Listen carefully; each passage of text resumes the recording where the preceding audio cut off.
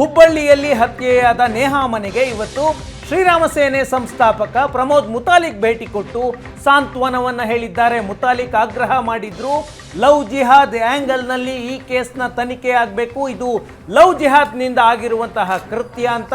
ನೇಹಾ ತಂದೆ ಕೂಡ ಇದೇ ಆರೋಪವನ್ನು ಮಾಡಿದ್ರು. ಈಗ ಮುತಾಲಿಕ್ ನೇಹಾ ತಂದೆ ನಿರಂಜನ್ ಹಿರೇಮಠ ಅವರಿಗೆ ಸಾಂತ್ವನವನ್ನು ಹೇಳೋದಕ್ಕೆ ಅವರ ಮನೆಗೆ ಹೋಗಿದ್ದಾರೆ.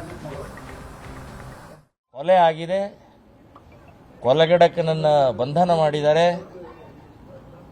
ಆದರೆ ಒಂದು ಬಹಳ ಗಂಭೀರವಾಗಿ ತಗೊಳ್ಬೇಕಾದಂತಂದರೆ, ಈ ಲವ್ ಜಿಹಾದ್ ಅನ್ನುವಂಥ ಏನು ಒಂದು ಈ ಶಬ್ದದ ಹಿಂದೆ ಬಹಳ ದೊಡ್ಡ ಒಂದು ಷಡ್ಯಂತ್ರ, ಕುತಂತ್ರ, ಯೋಚನೆಗಳು ಇವೇನಿದಾವಲ್ಲ, ಇವು ತನಿಖೆ ಆಗಬೇಕು, ಟು ದಿ ಎಂಡ್ ಆಗಬೇಕು.